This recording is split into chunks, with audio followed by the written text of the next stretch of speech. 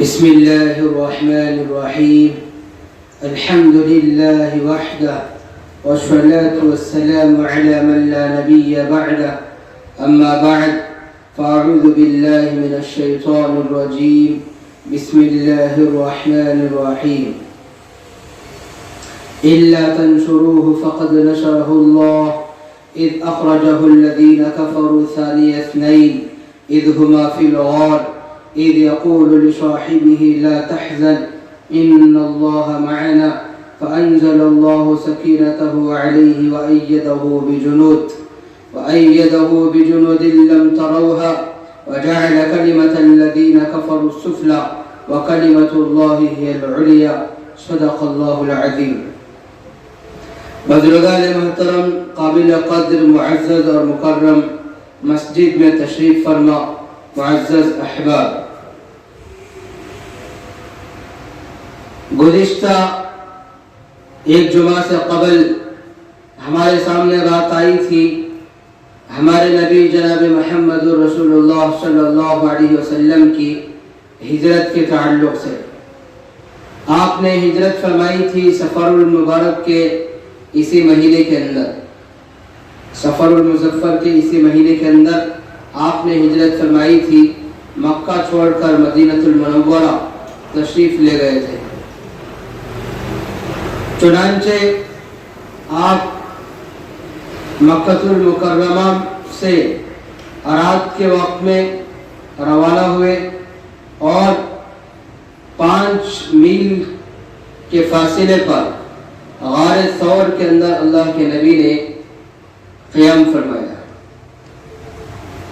3 دن تک آپ صلی اللہ علیہ وسلم غار ثور میں تشریف فرما رہے. ان 3 دنوں میں حضرت ابوبکر صدیق رضی اللہ عنہ آپ کے رفیق سفر رہے، آپ کے رفیق غار رہے، آپ کے ہمراہ رہے. ان 3 دنوں کے دوران حضرت ابوبکر صدیق رضی اللہ عنہ کے غلام عامر بن فہیرہ نے بکریاں قریب میں چرائی. جب بھی آپ کو کھانے کی ضرورت پڑتی تھی تو وہ بکریاں لے کر غار ثور کے پاس آ جاتے، جس سے حضرت ابوبکر رضی اللہ عنہ اور آپ صلی اللہ علیہ وسلم نوش فرماتے تھے. آپ کو روزی پہنچانے کا کام وہ کرتے تھے. عامر بن فہیرہ جیسے ہی مشرکین نے حضرت علی رضی اللہ عنہ کو آپ صلی اللہ علیہ وسلم کے بستر پر سبز چادر میں لیٹا ہوا دیکھا تو تفتیش کی، پوچھا کہ محمد صلی اللہ علیہ وسلم کہاں گئے؟ تو انہوں نے نہیں بتایا تو مکے تک کھینچ کر لے گئے، آپ پر زبردستی کی اور اس کے بعد حضرت ابوبکر صدیق رضی اللہ عنہ کے مکان پر مشرکین کفار گئے اور حضرت ابوبکر رضی اللہ عنہ کی بیٹی حضرت اسماء رضی اللہ عنہ سے تفتیش کی، لیکن ان کے پائے استقامت میں بھی جنبش نہیں آئی.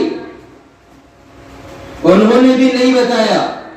ابو جہل ملعون نے تھپڑ مارے جس کی وجہ سے آپ کی کان کی گالی نیچے گر پڑی. اس کے باوجود بھی انہوں نے راز نہیں کھولا، نہیں بتایا. اس کے بعد مکے کے اندر اعلان کر دیا گیا کہ جو کوئی بھی حضرت ابوبکر رضی اللہ عنہ اور حضرت محمد رسول اللہ صلی اللہ علیہ وسلم کو زندہ گرفتار کر کے لائے گا یا گردن لے کر آئے گا تو اس کو 100 اونٹ انعام میں دیے جائے گے. یہ اعلان ہو گیا. مال کے لالچی مکے کے مشرک کافر آپ کی تلاش میں نکلے اور غار ثور کے منہ تک بھی پہنچ گئے. قریب تھا کہ آپ کو دیکھ لیتے، مگر وہاں اللہ کی پہرے داری تھی. اللہ نے اپنی مدد کو نازل فرما دیا تھا. فقد نصرہ اللہ، بالتحقیق کہ اللہ نے آپ کی مدد فرمائی. یہاں تک کہ ابو بکر رضی اللہ عنہ اور حضور صلی اللہ علیہ وسلم نے کافروں کی طرف دیکھ کر بات چیت بھی کی. اتنی قریب پہنچ گئے تھے کہ یہ غار کا منہ ہے، تو غار کے منہ کے آگے کھڑے ہو کر، سامنے کھڑے ہو کر مشرک نے پیشاب کیا، غار کی طرف رخ کر کر پیشاب کیا، مگر جھک کر دیکھنے کی دل میں بات پیدا نہیں ہوئی، جھک کر دیکھنے کی جرأت نہیں ہوئی. یہ اللہ کی طرف سے مدد تھی. کافر اتنا قریب ہونے کے باوجود بھی اللہ نے آپ کی حفاظت فرمائی. پھر جب صبح ہوئی تو اللہ کے نبی صلی اللہ علیہ وسلم صبح اندھیرا ہوں،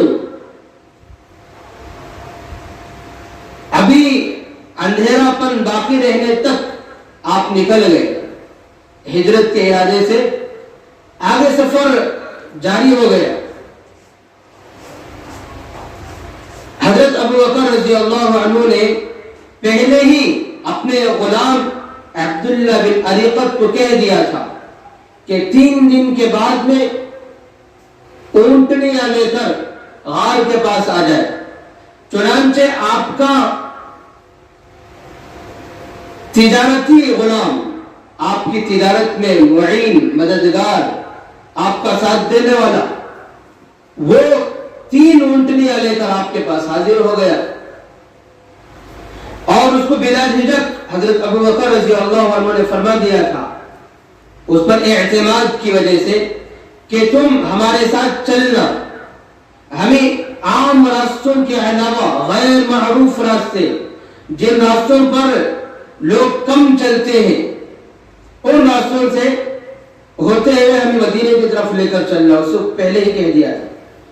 تو وہ آ گیا، اور عامر بن فہرہ جو پہلے سے روزی پہنچانے کا کام کرتے تھے، وہ بھی آپ کے ساتھ میں تھے، اور اللہ کے نبی سے ان کے آنے کی اجازت لینی تھی.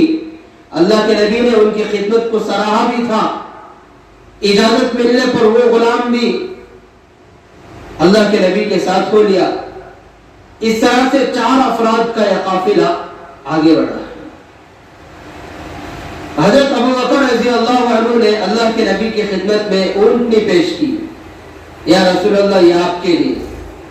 تو اللہ کے نبی نے فرمایا، انی لا ارکب بعیدا لیس لی. اے ابو بکر، یہ سفر ہجرت ہے، اس مبارک سفر میں میں اپنی اونٹنی کے علاوہ کسی اور کی اونٹنی پر سواری نہیں کرتا. تو حضرت ابو بکر رضی اللہ عنہ نے عرض کیا، ہی لکا بِأَبِي أَنْتَ وَأُمِّي یا رسول اللہ، میرے ماں باپ آپ پر قربان، یہ آپ ہی کا ہے، یہ آپ ہی کے لیے ہدیہ ہے، تحفہ ہے.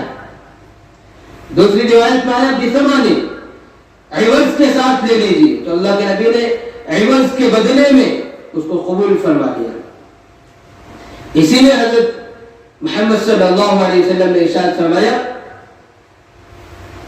جس کسی نے بھی ہم پر احسان کیا ہے، اِلَّا كَافَيْتُهُ، مگر ہم نے اس کے احسان کا بدلہ چکا دیا، اس کا احسان کا بدلہ ہم نے دنیا ہی میں دے دیا. سوائے ابو بکر رضی اللہ عنہ کے، کہ ابو بکر رضی اللہ عنہ نے ہم پر اتنا زیادہ احسان کیا ہے کہ ان کے احسان کا بدلہ کل قیامت کے دن اللہ ہی عطا فرمائے. آپ کا سفر آگے جاری ہوا، آپ چلتے رہے،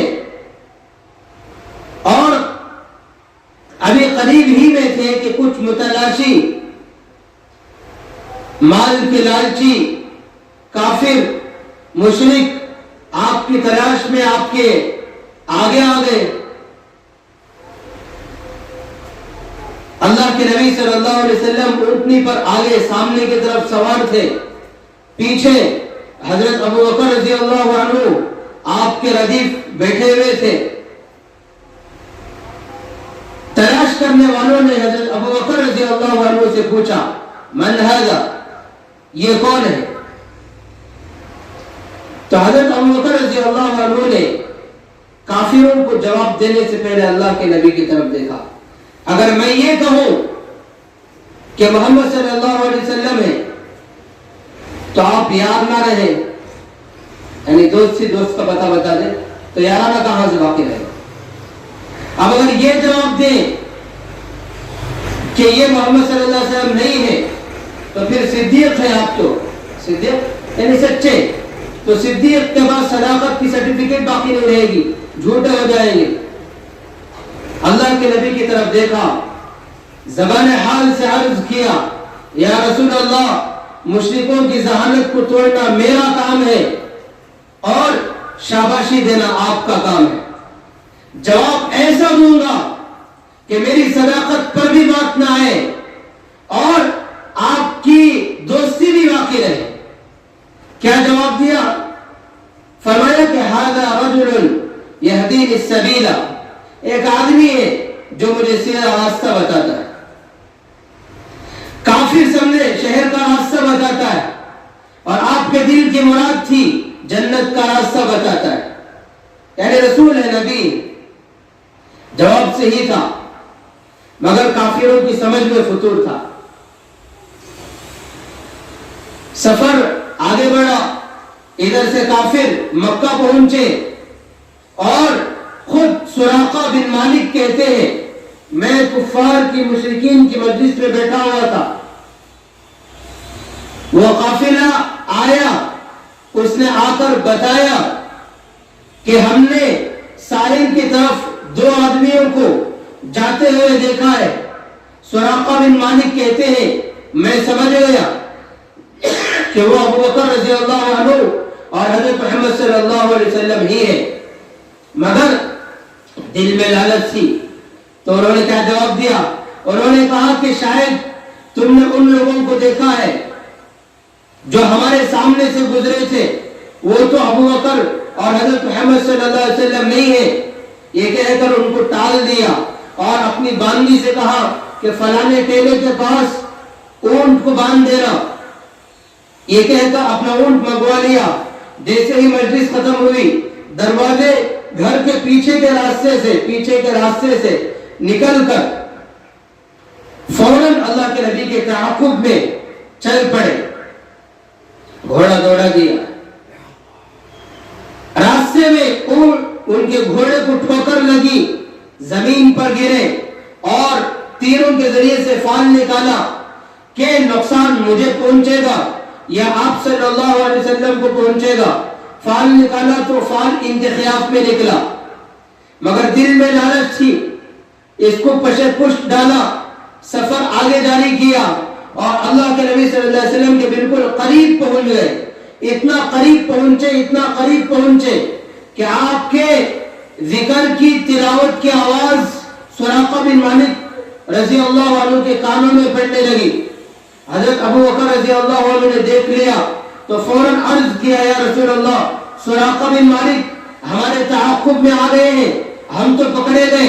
اللہ کے نبی نے فرمایا، اے ابو بکر لا تحزن ان اللہ معنا، گھبرانے کی ضرورت نہیں، بے شک اللہ ہمارے ساتھ ہے۔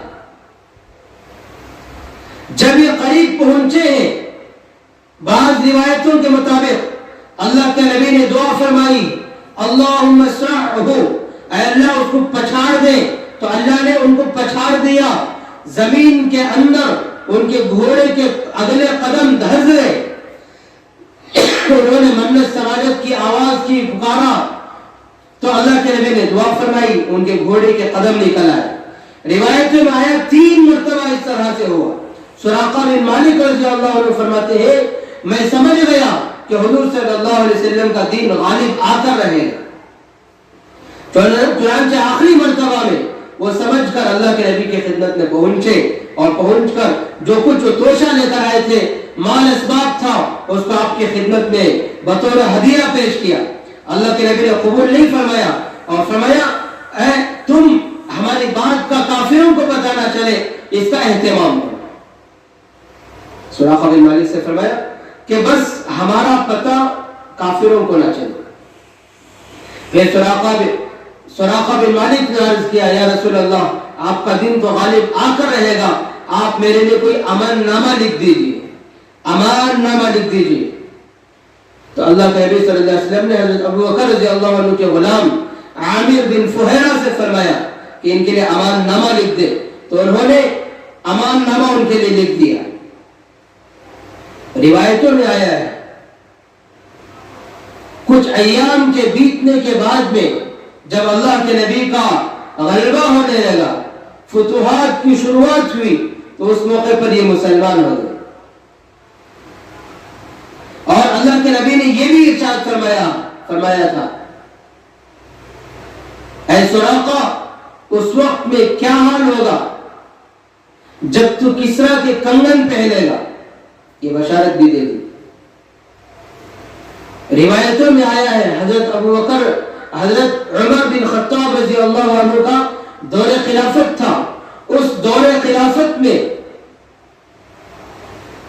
کسرا فتح ہوا, کسرا کے کنگن حضرت عمر رضی اللہ عنہ کی خدمت میں پہنچے تو آپ نے حضرت سراقہ بن مالک کو بلایا اور فرمایا اے سراقہ کہو اللہ اکبر الحمدللہ الذی سلبہما کسرا بن ہرمز والبسہما سراقۃ الاعرابی. نعرہ بلند کیا اور کہو کہ تمام تعریف اس ذات کے لیے ہے جس نے کسرا بن ہرمز سے اس کنگن کو چھینا اور سراقہ بن مالک اعرابی کو وہ کنگن پہنا دیا. دوسری روایت کے مطابق خود حضرت عمر رضی اللہ عنہ نے بلند آواز سے کہا اللہ اکبر الحمدللہ الذی, تمام تعریف اس ذات کے لیے ہے جس ذات نے کسرا بن ہرمز سے کنگن کو چھین کر سراقہ بن مالک اعرابی کو کنگن پہنا دیا. اللہ کے نبی کی بشارت جو آپ نے فرمائی تھی وہ بشارت پوری ہو گئی. پھر اللہ کے نبی صلی اللہ علیہ وسلم کا سفر آگے جاری ہوا. اب تک تو آپ کے پیچھے لوگ لگے ہوئے تھے. آگے ایک اور قصہ بھی لکھا ہے. حضرت بریدہ تقریباً 70 افراد کے ساتھ انہوں نے آپ کا پیچھا کیا اور اللہ کے نبی کا آمنا سامنا ہو گیا. تو اللہ کے نبی نے پوچھا کیا نام ہے؟ انہوں نے کہا کہ بریدہ. تو اللہ کے نبی نے نیک فال لیتے ہوئے فرمایا برد امرنا, اے ابو بکر ہمارا معاملہ تو ٹھنڈا پڑ گیا. بردن کہتے ہیں ٹھنڈک عربی لفظ میں, بریدہ تھوڑا ٹھنڈا. تو وہ معنی لیتے ہیں اللہ کے نبی نے فرمایا برد امرنا, ہمارا معاملہ تو ٹھنڈا ہو گیا. پھر پوچھا کس خاندان سے ہو؟ تو انہوں نے فرمایا, انہوں نے عرض کیا من اسلم, قبیلہ اسلم سے. تو اسلم کا جو لفظ ہے سلامتی کے معنی میں, اللہ کے نبی نے فرمایا سلیمہ, سلمنا ہے ابو بکر ہم تو سلامتی پا گئے. پھر پوچھا قبیلہ اسلم کی کس شاخ سے؟ تو انہوں نے کہا من سہم, سہم کے شاخ سے. تو اللہ کے نبی نے نیک فالی لیتے ہوئے فرمایا خرج سہمک, اے بریدہ تیرا حصہ تو نکل گیا, یعنی اسلام میں تیرا حصہ تو نکل گیا. پھر پوچھا من انت, انہوں نے عرض کیا بریدہ نے کہ آپ کون ہیں؟ تو اللہ کے نبی صلی اللہ علیہ وسلم نے ارشاد فرمایا انا محمد بن عبداللہ محمد رسول اللہ, میں محمد جو عبداللہ کا بیٹا ہوں, رسول اللہ اللہ کا رسول ہوں. اسی وقت وہ کلمہ پڑھ کر مسلمان ہے. پھر اللہ کے نبی صلی اللہ علیہ وسلم کا سفر آگے جاری ہوا. راستے میں چلتے ہوئے بھوک لگی تو راستے میں دیکھا ام معبد رضی اللہ عنہ, ایک شریف خاتون تھی جنہوں نے راستے میں مسافروں کی سہولت کی خاطر ڈیرا ڈالا ہوا تھا. تو اللہ کے نبی نے اپنے ساتھیوں کو بھیجا کہ کوئی چیز کھانے کے لیے خرید لے. تو اللہ کے نبی کے ساتھی پہنچے تو دیکھا, ان سے معلوم کیا تو کوئی چیز کھانے پینے کے لیے تھی. انہوں نے جواب دیا قحط کا زمانہ ہے, کوئی چیز کھانے کے لیے نہیں ہے. خود اللہ کے نبی تشریف لے گئے اور جا کر فرمایا کہ وہ جو کونے میں بکری بنی ہوئی ہے اگر اعتراض نہیں ہے تو وہ بکری دے دیں.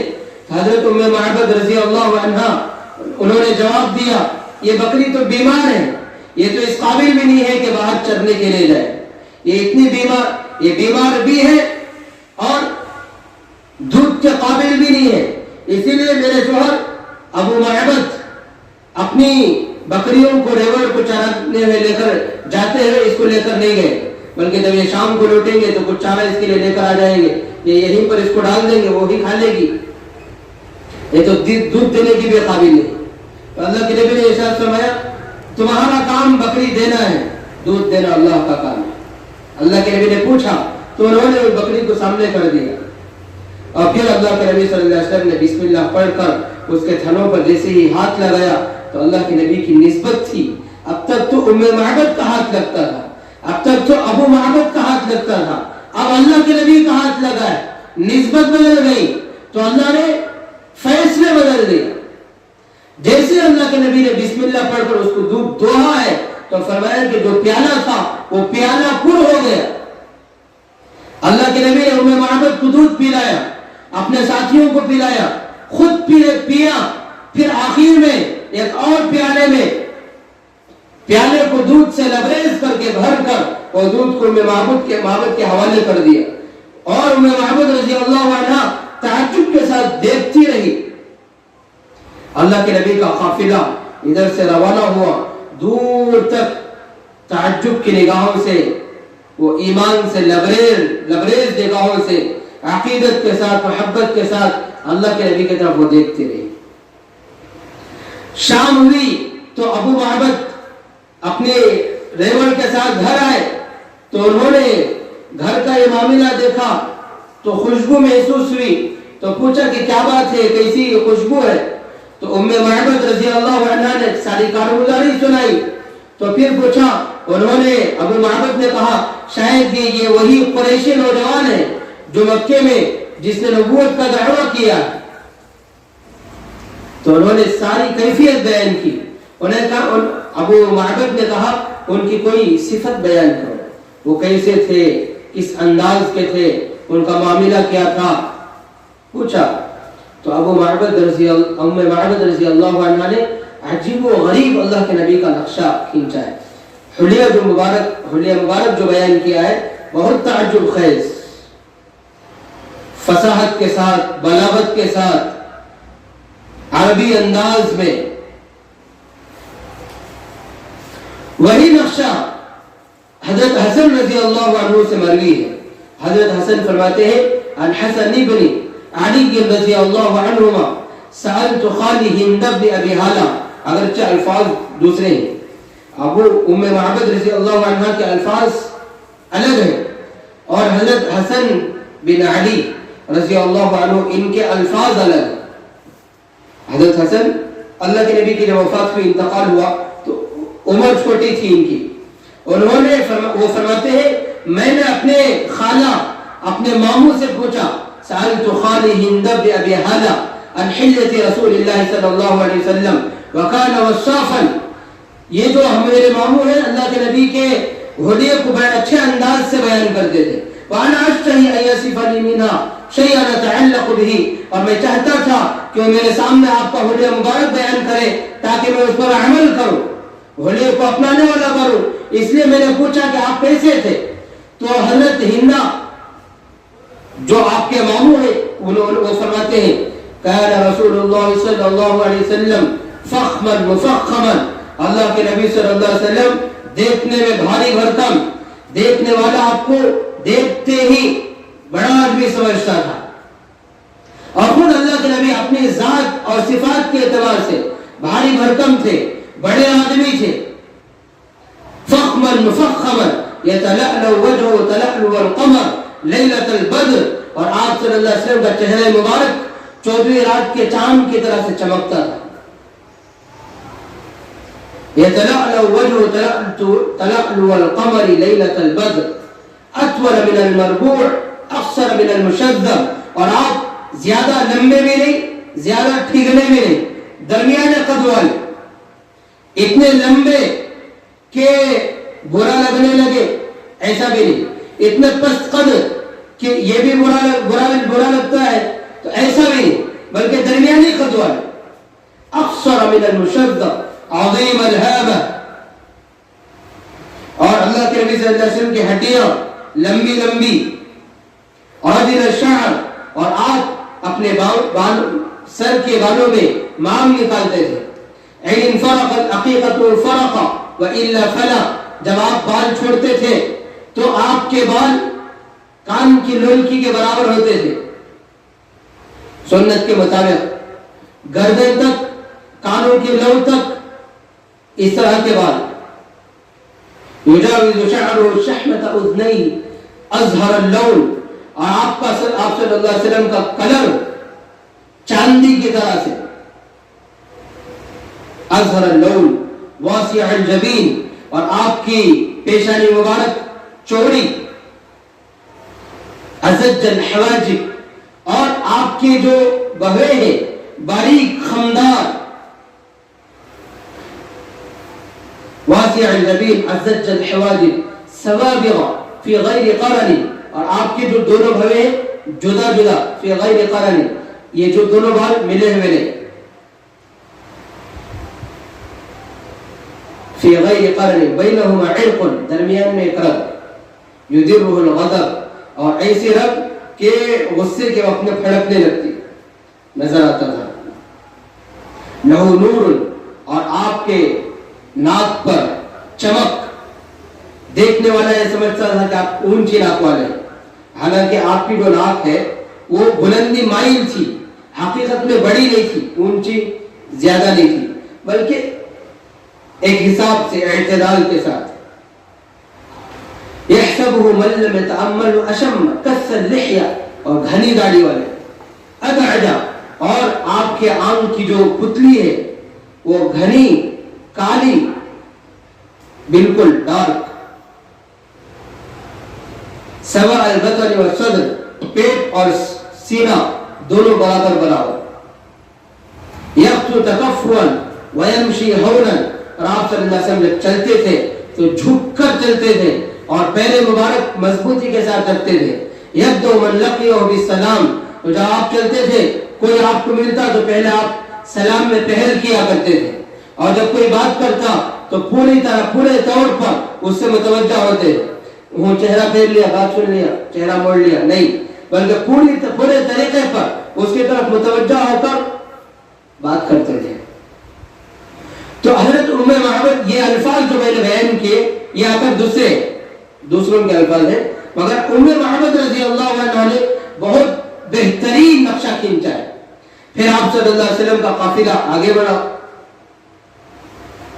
مدینے میں کئی روز سے، کئی دنوں سے آپ کا انتظار تھا، آپ کے انتظار میں مدینے والے لگے رہتے تھے، اپنی آنکھیں بچھائے ہوئے تھے۔ جیسے آپ صلی اللہ علیہ وسلم کا قافلہ مدینہ پہنچا ہے تو مدینے کی لڑکیاں، مدینے کے بچے، مدینے کے بڑے بوڑھے جوان مرد عورت، سارے کے سارے آپ کے استقبال میں نکل پڑے،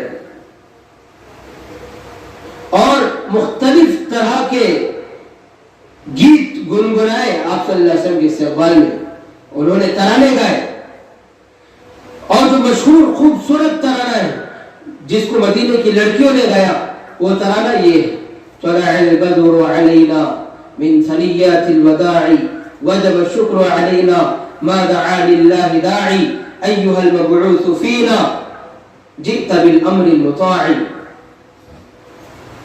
اس کا ترجمہ ہے، طلع البدر علینا، 14ویں کا رات نکل آیا، 14ویں کا رات، 14ویں کا چاند نکل آیا، طلع البدر علینا من ثنیات الوداع، وداع کی گھاٹیوں سے،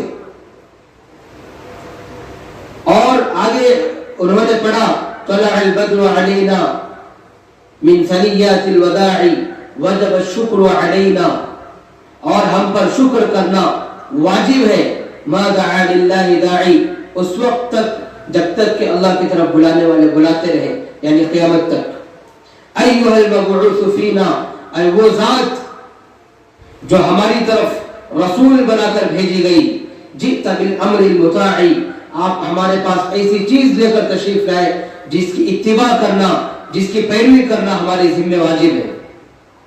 انہوں نے آپ کا استقبال کیا، خوشی منائی، تو صرف اس لیے نہیں کہ آپ بابرکت ذات ہیں آپ تشریف لائے، آپ خاتم النبیین ہیں آپ تشریف لائے، آپ بڑے آدمی ہیں آپ تشریف لائے، صرف اس لیے نہیں بلکہ آپ وہ تشریف لائے جو کہ اللہ کی طرف بلانے والے ہیں، اور اللہ کی طرف بلانے والے تشریف لائے اس لیے بھی خوشی نہیں بلکہ دل میں ارادے، دل میں عزائم، امنگیں یہ کہ آپ ایسی چیز لے کر تشریف لائے جس کی اتباع کرنا ہماری ذمہ واجب ہے۔ جئت بالامر المطاع، ایسی چیز لے کر آپ تشریف لائے جس کی اتباع کی جائے، جس کی پیروی کی جائے، جس کے پیچھے چلا جائے، مانا جائے۔ ان کلمات کے ساتھ آپ کا استقبال کیا، پھر آپ صلی اللہ علیہ وسلم تشریف لے گئے، اور مدینے والوں نے آپ کے اونٹنی کو، نکیل کو پکڑنا چاہا، کوئی اپنے گھر کی طرف، کوئی اپنے گھر کی طرف آپ کو بلا رہا تھا، آپ کو دعوت دے رہا تھا، اور آپ صلی اللہ علیہ وسلم کہہ رہے تھے تم میرے اونٹنی کی نکیل کو چھوڑ دو، یہ مامور ہے، یہ اللہ کی طرف سے اس کو حکم ہے، یہ جہاں ٹہرے گی میرا قیام وہی ہوگا۔ اور آخر میں مسجد نبوی کے پاس آپ کی اونٹنی جا کر ٹہری، اور آپ نے قیام فرمایا اس قیمے میں جو قیمہ آپ کی تقریباً آج سے 400 سال پہلے، آپ کی پیدائش سے، بعثت سے 400 سال پہلے آپ کے لیے بنا دیا گیا تھا۔ 400 سال پہلے ابو ایوب انصاری رضی اللہ عنہ کے خاندان میں ایک بادشاہ وہاں سے گزرا تھا، جس بادشاہ کو نجومیوں نے یہ بات بتائی تھی کہ اس سرزمین پر، اہل کتاب نے بتایا تھا کہ اس سرزمین پر ایک نبی آنے والا ہے، جو نبی اس سرزمین پر ہجرت کر کے آئے گا۔ انہوں نے وہاں کی مٹی کو جانچا اور کتابی علامات کو دیکھا اور مبشرات کو دیکھا، مختلف چیزوں کو دیکھ کر انہوں نے اس مٹی کو جان کر پہچان لیا تھا کہ یہاں پر ایک نبی آنے والا ہے، خاتم النبیین آنے والا ہے جو یہاں پر ہجرت کرے گا۔ علامتیں بتائی تھی۔ اس وقت میں بادشاہ نے ابو ایوب انصاری رضی اللہ عنہ کے خاندان نے اس کے زمانے میں 400 علماء کو وہاں پر قیام کرایا اور مکانات بنائے، اور پھر ایک خط لکھا، اس خط کے اندر اس نے اللہ کے نبی صلی اللہ علیہ وسلم کے خدمت میں سلام عرض کیا، اور پھر ایک مکان بنا کر اللہ کے نبی کے نام پر تعمیر کرایا، اور تعمیر کرا کر اللہ کے نبی کے نام سے اسے رکھا۔ 400 سال کے بعد اللہ کے نبی صلی اللہ علیہ وسلم جب آپ کی ہجرت ہوئی اور ابو ایوب انصاری رضی اللہ عنہ کے مکان میں آپ نے قیام فرمایا، تو یہ مکان اسی بادشاہ کا، تبع نامی بادشاہ کا بنایا ہوا تھا۔ تو اس طرح سے آپ صلی اللہ علیہ وسلم کا جو ہجرت کا واقعہ ہے، قصہ ہے، وہ سفر المظفر کے اس مہینے کے اندر پورا ہوا۔ اس لیے ہمیں چاہیے کہ ہم سیرت کو جانیں، سیرت کو معلوم کریں، اور آپ سے عقیدت پیدا کریں، آپ سے محبت پیدا کریں، آپ کی عقیدت کے ساتھ، محبت کے ساتھ، صحیح معلومات کے ساتھ آپ کے دین کی، آپ کی سیرت کی، آپ کی سنتوں کی پیروی کرتے ہوئے زندگی ہم گزارنے والے بنے۔ اللہ پاک ہم سب کو عمل کی توفیق عطا فرمائے۔ وآخر دعوانا الحمد للہ رب العالمین۔